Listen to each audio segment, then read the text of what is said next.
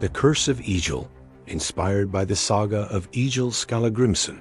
On a storm-lashed night, when the wind howled like a wolf clawing at the walls of the longhouse, Egill Skallagrímsson sat silently by the fire. The flames danced in his eyes, but his gaze was still, dark as deep water. In his hand he clutched a drinking horn, though he had not touched it in hours. A brooding silence hung over him, heavier than the storm outside. Asgerd, his wife, entered quietly. Her steps were soft, her voice gentle, but with the quiet strength of a woman who had long stood beside a man forged in fire and blood. "You've not slept, my husband," she said. "Your spirit storms like the sea. What haunts you?" Egill raised his head slowly. His voice was rough, like gravel grinding underfoot. "Skallagrímr came to me in a dream, my brother dead and bloodied. He spoke of betrayal, not a clean blade in a fair fight, but a dagger in the back. I could smell the salt of his blood." Asgerd came closer. The hand that held the dagger may have worn a crown. "The king fears your verses and your sword." Even as she spoke, the door burst open with a crash.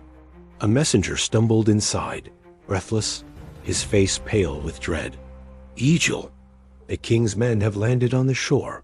20 ships, their banners black as carrion wings. They bring chains, not greetings." Egill rose slowly, his presence filling the hall like a gathering storm. He lifted his drinking horn and spoke. "Then let my rage be a poem clear, deadly, and eternal." With a sudden movement, he hurled the horn into the fire. It hissed and cracked, and in the flickering light, the ghost of Skallagrímr appeared, pale, blood-soaked, his eyes hollow. "Brother," said the ghost, "your blood is both curse and weapon. You are no man of peace. Remember this. A berserker does not die in bed." Egill stared back at him, unflinching. "Then let the world tremble at my name. I will sing a song of iron, smoke, and blood."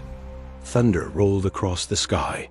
Outside, the sea beat against the shore like a war drum. Egill reached for his sword. Asgerd said nothing.